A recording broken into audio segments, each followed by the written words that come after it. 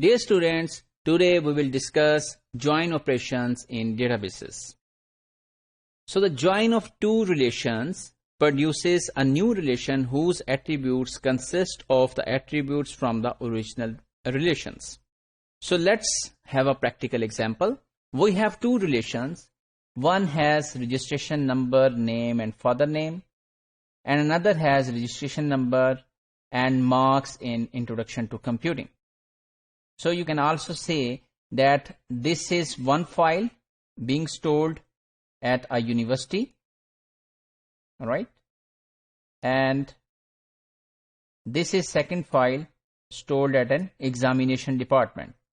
So when we want to join these two relations, so we want to produce one relation like this one, and you can see that in this joining we have registration number common in both of the relations. So we will join based on this registration number, and you can see that these are two registration numbers. Their name and father name are coming from first relation and the marks are coming from the second relation. So this is one typical example of joining based on some criteria, that the join will be performed based on common attributes known as registration number.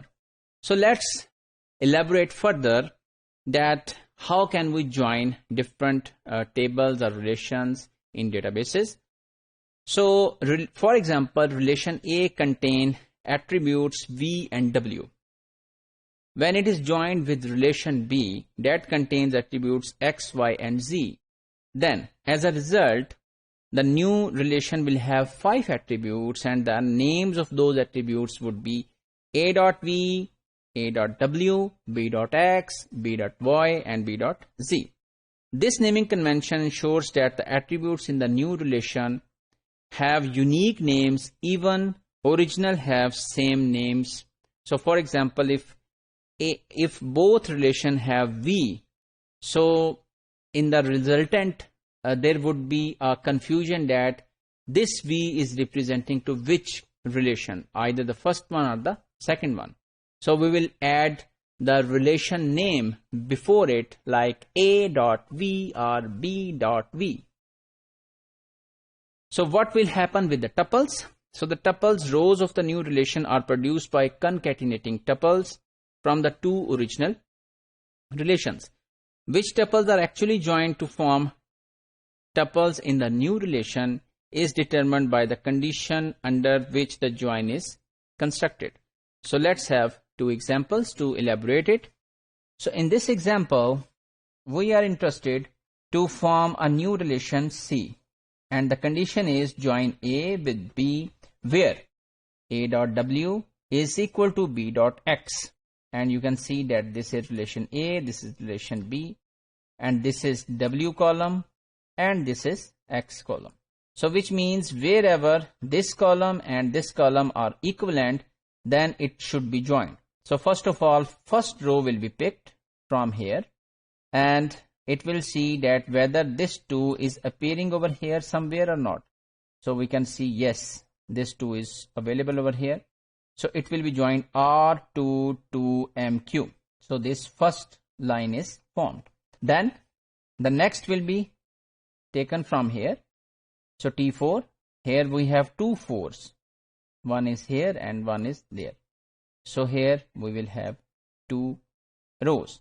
So T4, 4DE is the next line, and then T4, 4TF is the third line. So this means that how many tuples will be there based on this condition which we have over here. So let's have another example where we have changed this condition. So now we are interested in where A.W is less than B.X. So we will pick first 2. So you can see that this one is not less than, so this condition will be false. So this 4 is okay. So 4D will become first line.